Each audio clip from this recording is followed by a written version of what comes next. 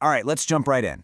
Today, we're going to unpack a book that honestly has shaped how millions of people think about money, Robert Kiyosaki's Rich Dad, Poor Dad. And the whole idea, the whole book really, was born from this fascinating situation where the author had two dads, two father figures, giving him completely opposite advice about money. It really forced him to figure things out for himself.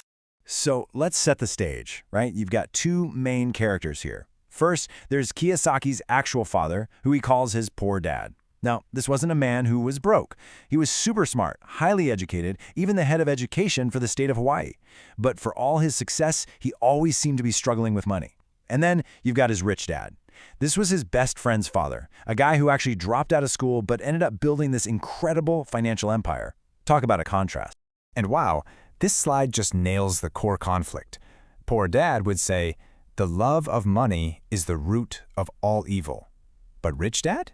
He flipped it completely. The lack of money is the root of all evil. I mean, you can't get more different than that, right? One saw money as a problem, the other saw the absence of it as the real cause of stuff like stress and greed.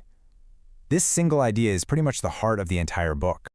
Now, what's so powerful about this is that Kiyosaki wasn't just fed one single way of thinking. He had these two totally different worldviews right in front of him, and he had to compare them. He had to think for himself. It forced him to question everything and choose his own path, instead of just, accepting the same old advice everyone else gets.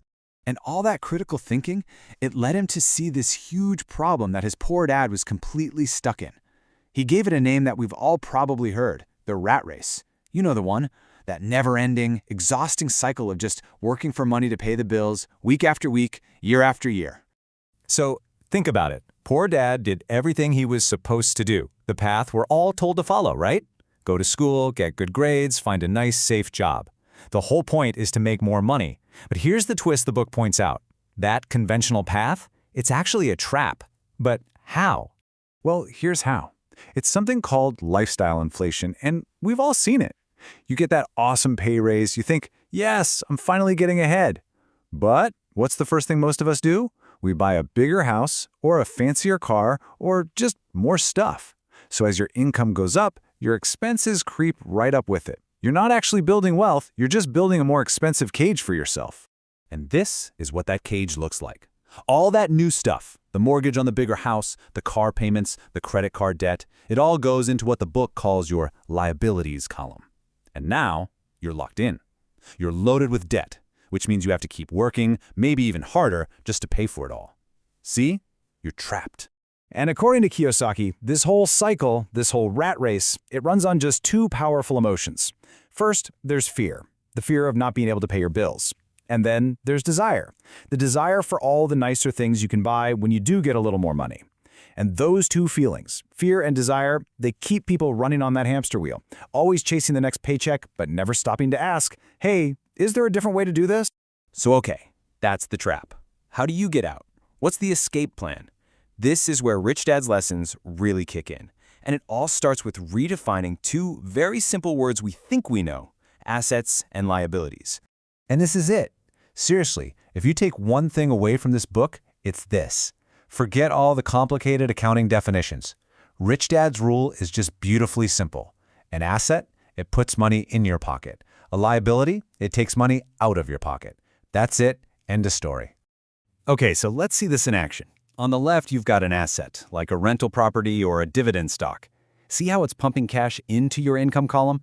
But on the right, that's your own house. And we're always told your house is your biggest asset, right? Well, look again. Money is constantly flowing out of your pocket for the mortgage, the taxes, the repairs.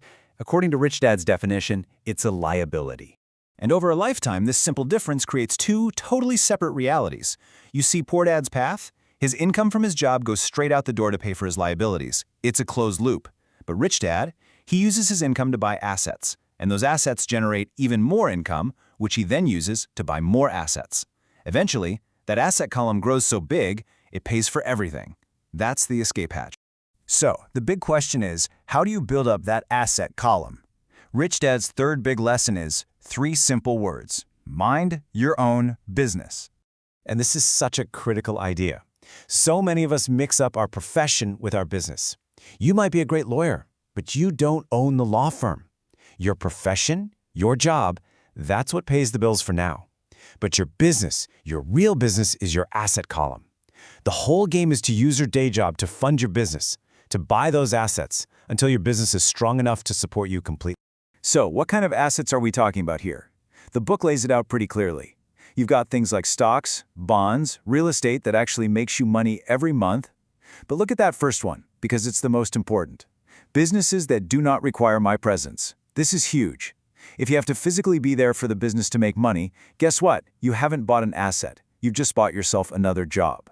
The real goal is always passive income. And when you boil it all down, the book is really presenting you with a choice. It's not about how much you earn, it's about how you earn it. To help you see this choice, Kiyosaki came up with this brilliant little framework he calls the cash flow quadrant. It basically shows the 4 ways people get their income. You've got E for employee, S for self-employed or specialist, B for big business owner, and I for investor. Now, the real difference here isn't the job, it's the mindset. The folks on the left side, the E's and S's, they're mostly working for money. They're trading their time for a paycheck, looking for security. But the people on the right side, the B's and I's, they're focused on freedom. They're building systems and buying assets so that their money works for them.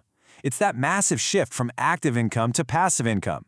And according to Rich Dad, Poor Dad, that right side of the quadrant, that's where you'll find true financial freedom.